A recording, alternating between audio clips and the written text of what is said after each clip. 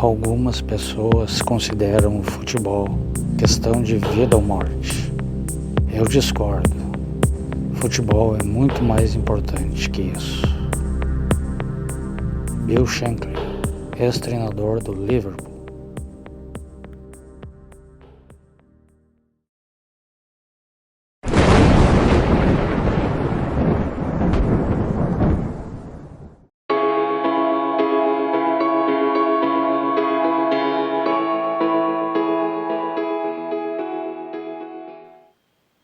E aí galera, beleza?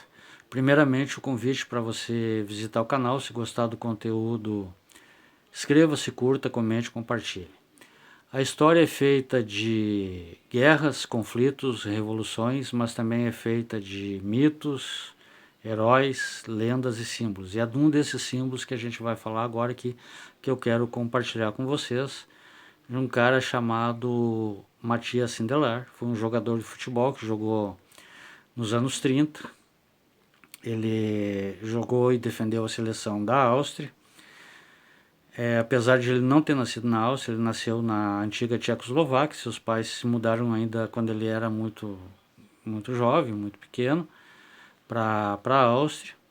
Ele começou a praticar o esporte, o futebol, jogar futebol na Áustria e passou a defender a seleção austríaca. Os historiadores do futebol dizem que ali na última Copa do Mundo, antes da guerra, ali em 1938, a grande seleção que surgia na Europa era da Áustria. Matthias Sindelar jogava pela Áustria, era considerado, existe um pouco de registro, mas era considerado um grande jogador, inclusive pioneiro. Ele era daqueles craques de meio de campo que fazia muitos gols. Ele era goleador. Muitos historiadores dizem que seria o primeiro falso 9. O apelido dele era Mozart, porque era um maestro, um clássico, um jogador clássico. Então era um grande jogador, excepcional jogador. Mas o que fez com que ele se destacasse mesmo, entrasse para a história, se tornasse uma figura histórica, foi a sua luta pela liberdade e na resistência contra a opressão, a injustiça e a tirania de ideologias e regimes totalitários. Porque em 1938, ali no final dos anos 30, quando seria o início do ciclo das próximas Copas do Mundo, porque obviamente isso aí foi interrompido, nos anos 40 não houve Copa do Mundo por conta da guerra. Então a Áustria, que estava formando uma grande seleção, muitos historiadores dizem que seria comparada à Holanda dos anos 70, não se sabe se ia ganhar ou não, mas estava formando um grande time, e o Sindelar era o grande destaque desse time. Essa trajetória foi interrompida, infelizmente, pela guerra. Mas o que tornou o Sindelar esse símbolo, Matthias Sindelar esse símbolo, foi que ele ousou desobedecer Hitler e o nazismo, naquele movimento de implantação, quando Hitler se torna o Führer da Alemanha. Um dos primeiros movimentos daquele processo ali de implantação do nazismo foi anexar a Áustria. Inclusive, muita gente não sabe, mas o Hitler não era alemão, ele era austríaco de nascimento. Então ele queria anexar a Áustria. E os jogos que haviam entre a Áustria e a Alemanha, ele impôs naquele momento, naquela época, que os jogadores austríacos estavam proibidos de fazer gol contra a Alemanha. Era uma forma até de sinalizar a supremacia alemã, que a Alemanha tinha que ganhar os jogos, aquela coisa toda. Então os jogadores austríacos estavam proibidos de fazer gol. Um desses jogos de Áustria e Alemanha, o Sindelar não apenas faz gol, como ele faz 2 gols de virada. A Alemanha estava ganhando o jogo, ele faz 2 gols. Ele vai lá e comemora, celebra diante dos soldados da SS, diante dos nazistas, efusivamente. Ele afronta o nazismo, confronta, ele desobedece uma ordem clara, uma imposição do Hitler. E ali ele já começa a ficar marcado pelo regime que estava sendo implantado. Mas havia toda uma grande máquina de propaganda, aquilo ali ficou meio abafado, aquela coisa toda ali, né? Que seria uma desobediência do Sindelar. Acontece que com a anexação da Áustria, Hitler impõe o nazismo, os nazistas impõem que todos os jogadores que faziam parte da seleção austríaca agora teriam que servir à Alemanha. teriam que jogar só pela Alemanha, vestir a camisa da Alemanha. E mais uma vez, Sindelar desafia Hitler, desafia o nazismo, não se enverga em nome dos seus ideais. Ele decide que não, ele prefere então encerrar sua carreira, se for o caso, mas ele não iria vestir a camisa da Alemanha, uma forma de manifestar e expressar seu protesto contra o totalitarismo, contra aquele regime que estava sendo implantado.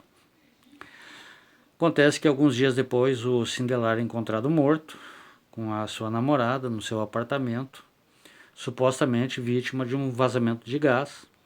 Num primeiro momento, as investigações que foram totalmente enviesadas, contaminadas, porque foram investigações feitas já pela SS, pela polícia do regime, aquela coisa toda, concluem que Sindelar e a namorada teriam cometido suicídio, tirado a própria vida.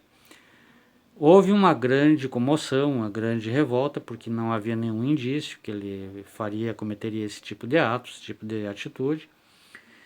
A investigação, então, ela envereda para o outro lado, tudo formando uma teoria, uma grande tese para se encaixar num fato que embasasse as narrativas do regime, da ideologia do nazismo. Porque era a máquina de propaganda, eles não queriam que aquilo causasse toda uma grande comoção, que tivesse consumido com o Sindelar, aquela coisa toda. Então eles concluem a investigação como sendo um acidente. Foi um acidente de gás, aquela coisa toda. Para não causar uma maior comoção ali, né? Porque a máquina de propaganda, naquele determinado momento, Hitler atinge 70%, 80%, 90% de aprovação, aquela coisa toda. Ele faz todo um movimento na economia. Então, não ficaria bem para o regime que fosse o Sindelar, um jogador, uma pessoa, uma figura tão simbólica, fosse vítima do próprio regime, de um assassinato, alguma coisa assim. Então, até hoje é um mistério.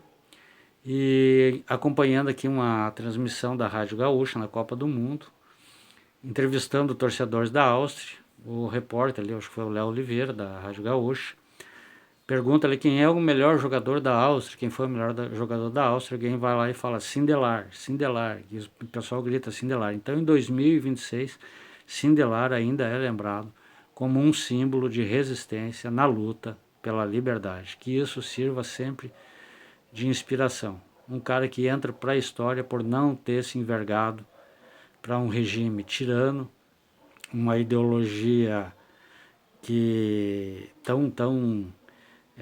causou tanto flagelo, tão sinistra, tão abjeta na história da humanidade. Então, Sindelar até hoje é lembrado, tanto é que eu estou aqui no Brasil acompanhando a Copa do Mundo em 2026, depois de ouvir um relato de um austríaco, um torcedor, ele ainda é lembrado como este símbolo. Valeu, galera, que isso sirva de inspiração na luta contra ideologias, regimes totalitários e um alerta contra as máquinas de propaganda que dão suporte e sustentam esse tipo de ideologia e esse tipo de regime. Abraços, beijos no coração, fiquem todos com Deus.